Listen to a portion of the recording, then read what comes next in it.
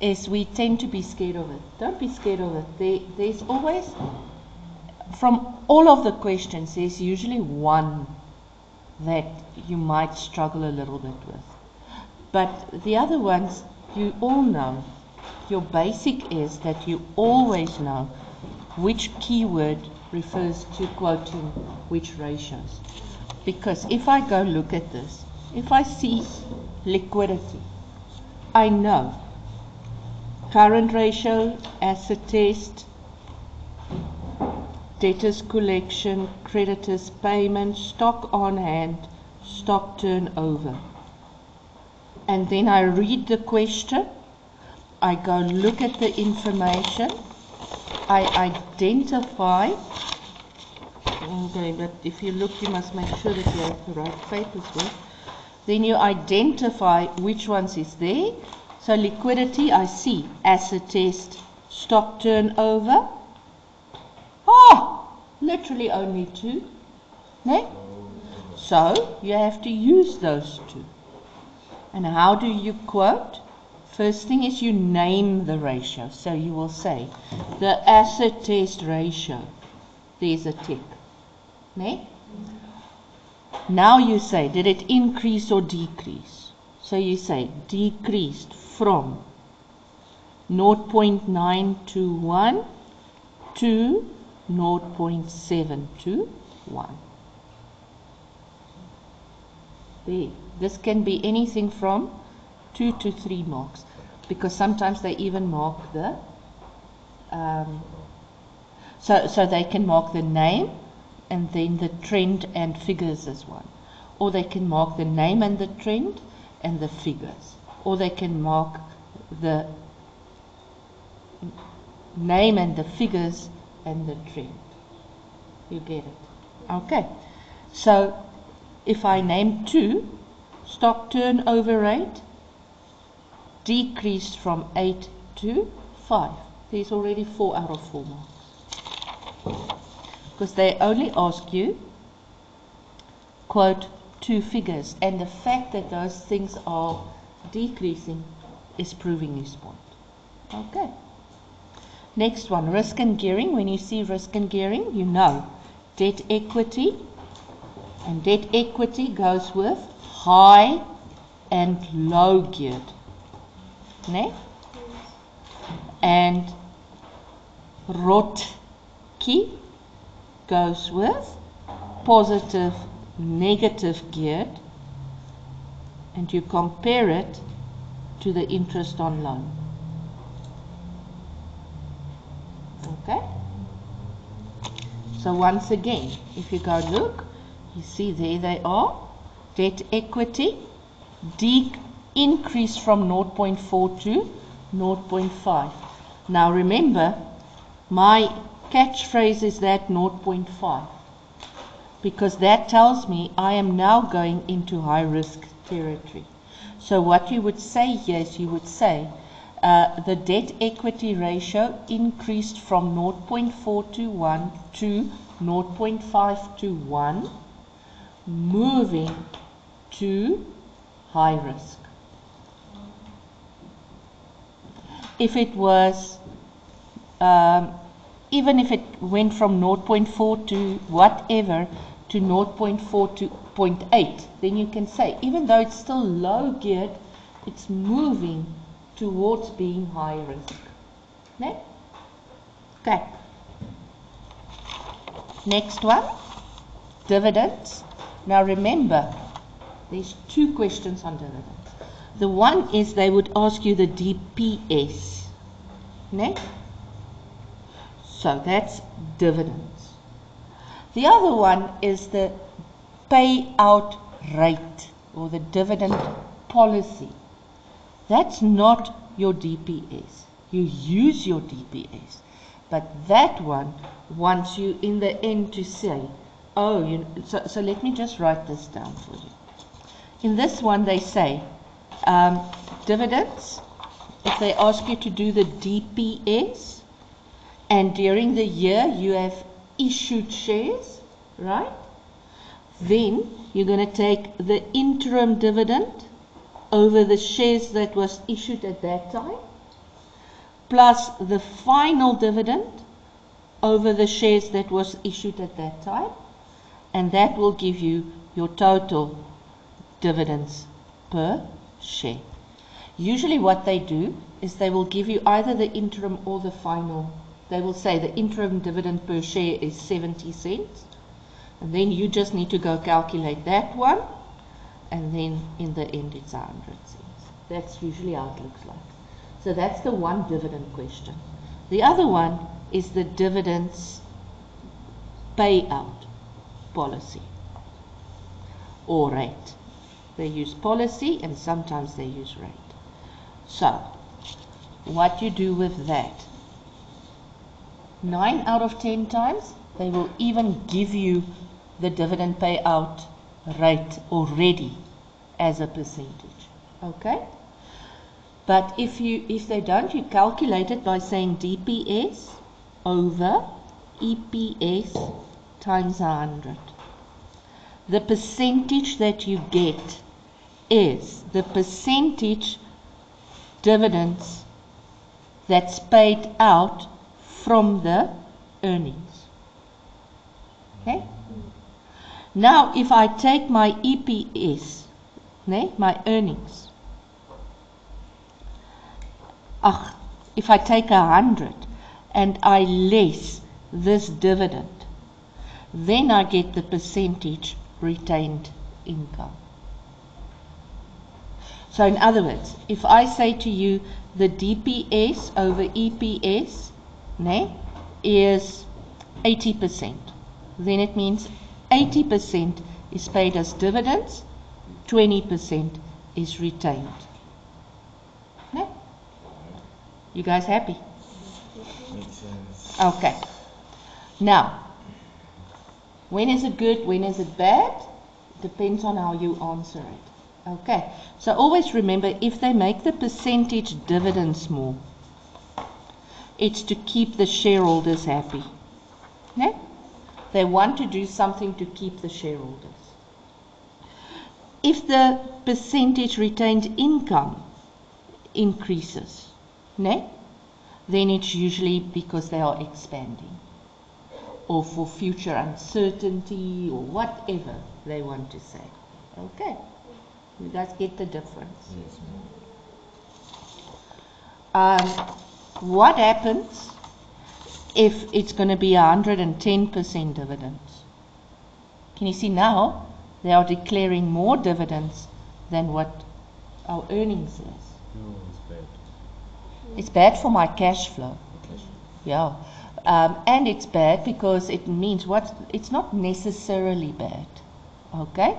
Because what's happening now is I'm using last year's retained income. So I'm making my retained income less. Now something like this can happen is because maybe I planned, let's say it was 2020 when COVID struck. So for 2021 we decided to rather keep a bigger retained income so that we can pay our workers even though they're not at work and we are not producing. Okay? So now if I look and I compare from 2019 to 2020, it looks like, it doesn't look like, but now my retained income percentage increases a lot. Okay, so it looks good because it looks like expansion. But it's not for expansion, it's for in case we're not going to produce next year, and we still need to pay our workers, and our rent, and our insurance, and all of that. Okay, but now we get to 20, so we do that for 21, but now we get to 22. Now COVID is history. Do I still want to retain so much funds? No, because I don't want to expand. And now we are stabilizing a bit because our production is bringing in money, whatever. So now I'm going to declare more than 100% dividends because I can now use some of that savings. Because, you know, and thank you for staying with us and whatever. Okay. So now if I look at this, so when you read dividends, you must always remember it's either the DPS they're asking or the payout. Ne? So now let's go read. They say the directors decided to decrease the dividend payout rate. So it's this one. Okay? Due to low profitability and a slow growth rate. So what are they doing? They don't want to give the whole earnings to the shareholders because the company is in a place that's uncertain. So now they say, give one reason why they took that decision. Provide a calculation which validates it. So literally what you're going to do is you're going to calculate this guy for year 1 and for year 2, and you're going to compare them. Okay. And most probably it will be something like the one we pay out a lot of dividends, more maybe even than the earnings, and the other one we take away the dividends and we save more, whatever. Okay. Just remember your dividends. The most important thing in any business is your cash flow must be healthy. So you cannot do anything that compromise your cash flow. And that goes for paying out dividends, and it goes for repurchase of shares. You cannot go and buy back shares or pay out a lot of dividends if your bank overdraft keeps growing. It's not good for your cash. Okay. Earnings, returns, and share price. Now can you see they tell you earnings is EPS. Returns is ROSI. It's not ROTKI. ROTKI goes with risk and gearing. ROSI goes with returns. Can you see these things is all to do with are the shareholders going to be happy? This is what the shareholders want to look at. Okay? And then of course the market price. So when they talk market price, I always keep in mind also issue or repurchase price and NAV. Okay. So now let's look. Comment on the percentage returns and earnings per share in the company. Can you see? Percentage returns is going to be your ROSI. And your ROSI, you're always going to compare with other investments, specifically interest on fixed deposit. Ne? So if my return is 20% and interest on fixed deposit is 10%, the shareholder will be very happy. Just think logically. Your mom gave you 1,000 rand and she said you're not allowed to spend it, you have to invest it. What is the purpose of investment? To return, to get money back more than what you invested. So you want to get money back, you're going to put it in a place where you get the most money back. No.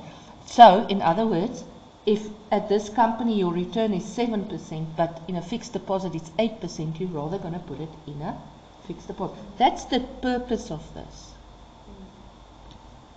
And then the EPS. Okay. Quote 2, comment on the returns and the earnings. That's what you're quoting. And can you see the irony? They already told you EPS and ROSI. Okay. So this is a definite 4 marks. Comment on the share price. Now it doesn't matter what price. Whenever they talk market price, NAV, issue price or repurchase price, you compare them. So you're going to say, they want you to comment on the JSE price, right? So the JSE is the market price. So you're going to compare it with the issue price and with the NAV. Okay. And how the percentage returns and earnings per share have affected the share price. So now you can say the share price, when the earnings went up, the share price went up. When the earnings went down, the share price went down. Okay. Shareholding. Now can you see they say specifically only there. Now with shareholding, it's always about majority shareholding. Okay? Majority shareholding, you can work 2 ways. You can work on, you want this person to have 51% or 50% plus 1. Not 51%. You want to calculate 50% is 20 plus 1 is 21. Okay, so go look at that. So you will always go look what is the issued shares at this stage, ne? And you will compare it with this shareholders' shares that they own, and then you're going to look how much extra do they have to get.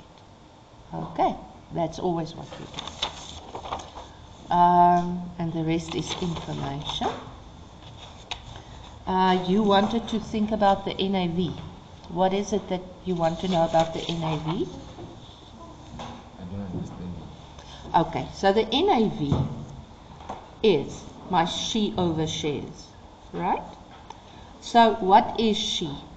She is ordinary share capital and retained income. In other words, this is the funds I have available. Okay, and now I want to see per share how much that is. So for me as a shareholder, I want the NAV to increase because it's good, it's my value of my share. And it literally tells you what it is. It's the asset value of the share in the company. Okay? And you want that asset value to be on par with the market price. Ne? Yeah, so that's what it is. Anybody else about any ratio? You guys sure? Okay. I'm not going to do theory.